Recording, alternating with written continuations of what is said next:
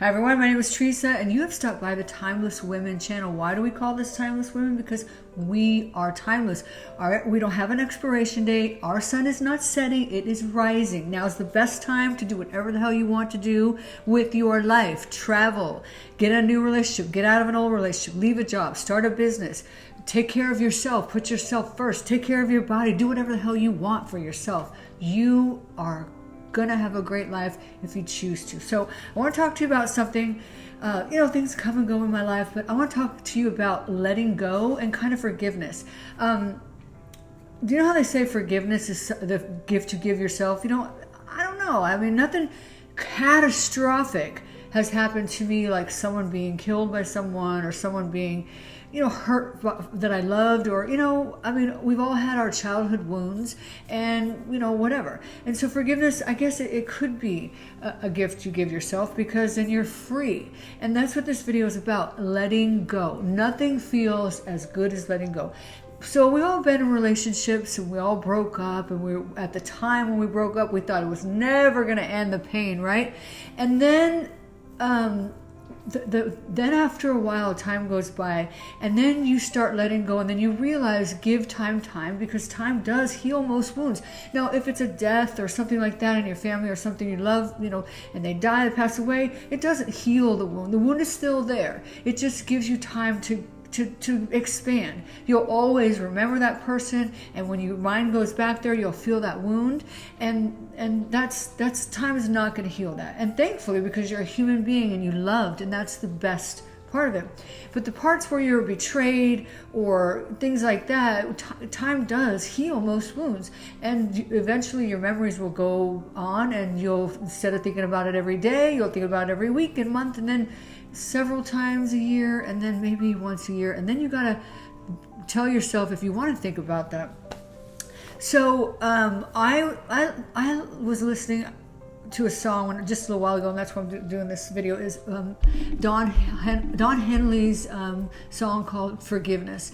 And that song, every time I listen to it, I cry. I don't care, because it takes me back to places in my life that I didn't give forgiveness, because I thought I was being, someone was doing me wrong. So I couldn't forgive him, I couldn't. And that was the immature part of me when I was younger. And the great thing about getting older is that part of you doesn't exist anymore. You feel good in your skin. No one can betray you. Even if they do, you don't take it personally.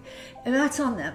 And so you get this thick skin, but you also feel good in this skin, right? And you choose who's in and out of your life, and what you want and what you don't want. Whereas when we were younger, we might have gravitated a mirror, and we pulled these relationships into our life that were not good for us, but we mirrored them, and we actually pulled them into us.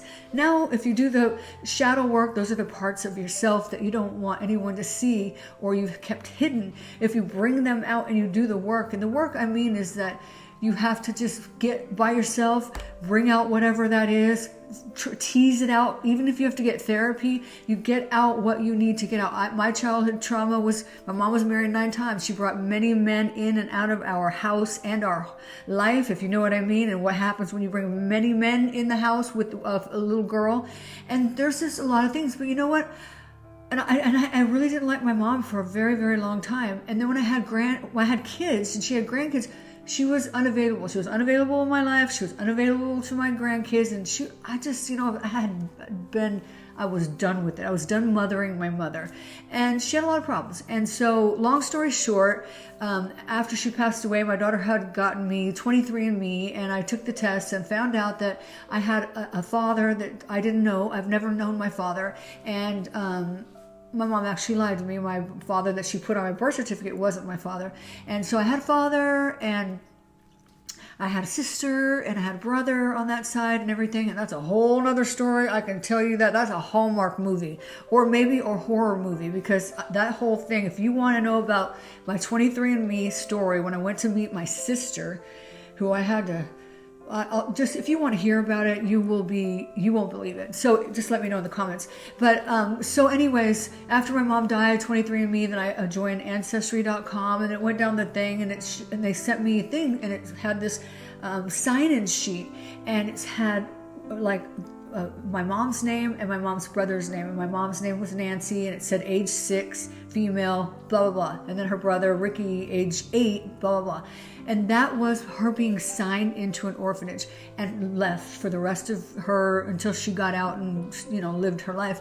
And that was the thing, is that she couldn't be a mother because she didn't know how. And I didn't know that part. And so I really made her pay for that, because I wanted her to pay for the things she wasn't doing for me, for not being available. I wanted her to be a mother. She couldn't be a mother. I didn't know that until after she passed away, until I got this Ancestry check-in thing.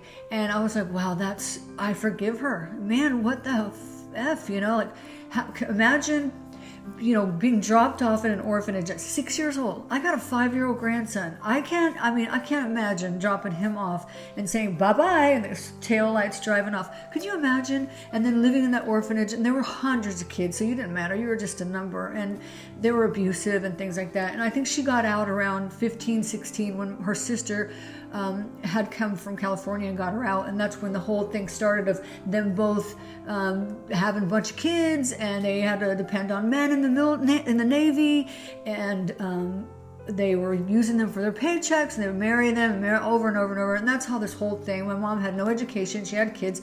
She had a very abusive childhood. She was abandoned. So she was not capable. And we can only do more of what we can only be better if we know better. We can only do better if we know better.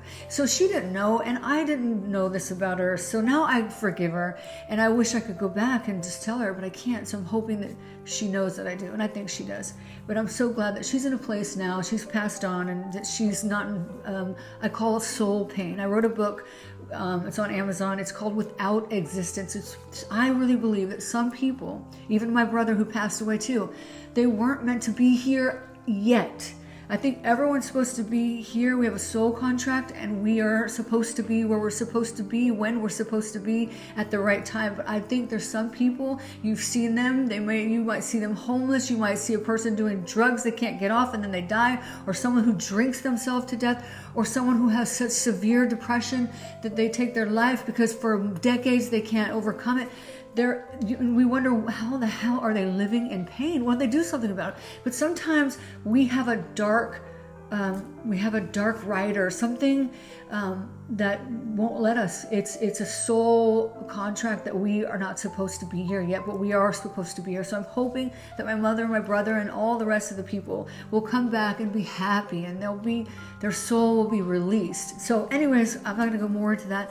But so I was listening to the Don Henley song, and I remember when I was working and I wasn't talking to my mom for like 2 years, and I had my second child, and I didn't even tell her I had a baby. She never called to check on me to see if I did, but she knew I didn't want to talk to her, so she would write me lots of letters, and they would be pages after pages. And I guess for her, that was her way to communicate, because she didn't know how to do it in person or show emotion, because obviously she didn't have much love when she was a kid. And she would send me these letters, and I would just take them and put them in a box. I didn't read them. I didn't want to read them. It was a sob story, how much she loved me and all this stuff, but I just didn't want to acknowledge it, because why couldn't you tell me you love me in person? So I put all these in a box. Some of them I even threw away without opening. That's how petty I was. And again, it comes deeply rooted in the fact that I was unforgiving, and I was childish, and my ego got in the way, but I didn't know any better because I wasn't taught any better either. So I always thought that I'm going to make a better life for my kids. I'm going to break that generational pain, and I did. And I always wonder, like, what am I here for in life? Well, not anymore. Now I realize that I had 2 kids that I broke the generational pain. They don't even know a painful childhood. They have a perfect childhood. And they went on to marry beautiful people and get great education and careers and lovely grandchildren, my grandchildren. And maybe that's all God put me here for.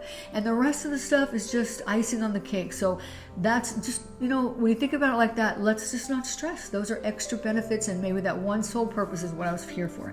So sitting at my job, when I wasn't talking to my mom, the song Forgiveness by Don Henley came on, and I remember just bawling and thinking about my mom. Woo!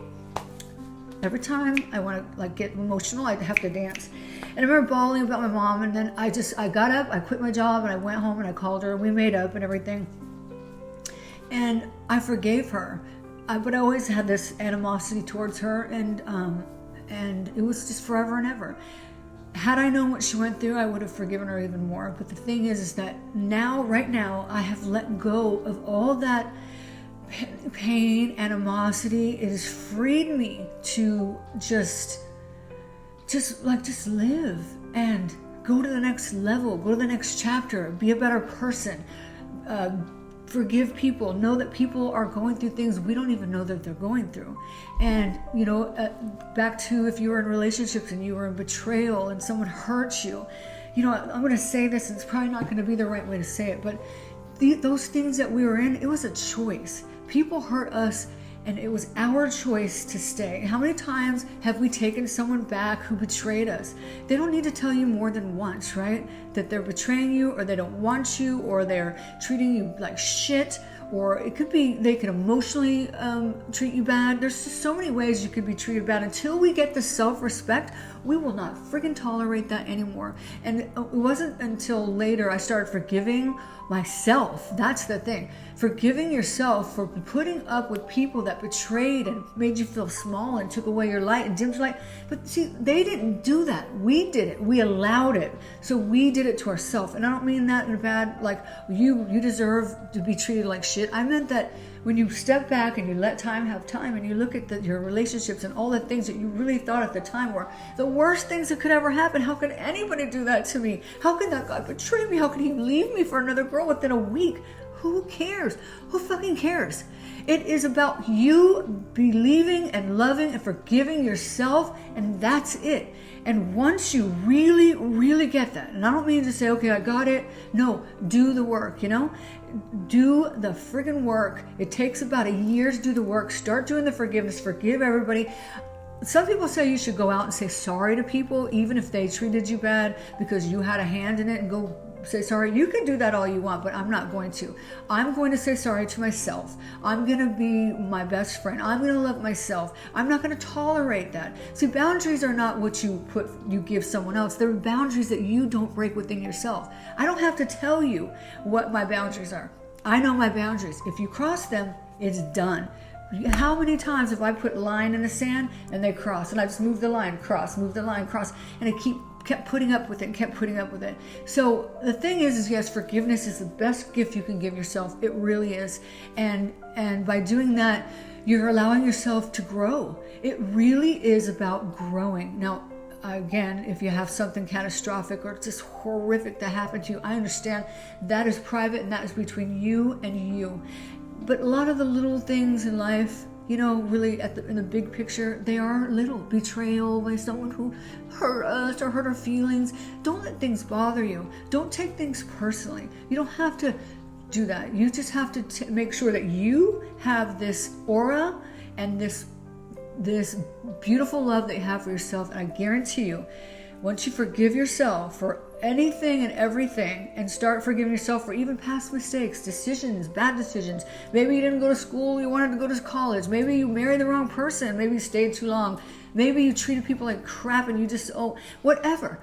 Forgive, say sorry if you need to, or don't, and then start living in your own skin and forgiving yourself and become lighter, evolve.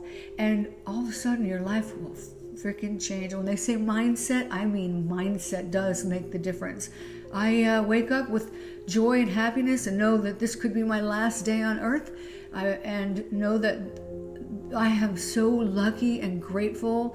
And number one is that you can have 99 problems, but if you have a health problem, you have only one problem. So today I wake up with no health problem. And that's the thing. It's this forgiveness, joy, love yourself, and understand that even when society tells us, and the marketing world and the younger generation tell us that we're too old, we're not enough, we live in our own world. This is our world. This is our time to be ourselves, to do what we want, to travel. And I'm actually, at this time in my life, I'm happier traveling alone and being alone than I am around most people. So with that, I want to say one last thing. I also just listened to a Reba McEntire song. I used to listen to country music when I was in my 19, 20, early 20s, and I don't like country music anymore. But I used to listen to Reba McEntire and just all of them, and Trisha Yearwood, and Reba McEntire. She always had songs that were really good, and one was what is it called? It was called Letting Go.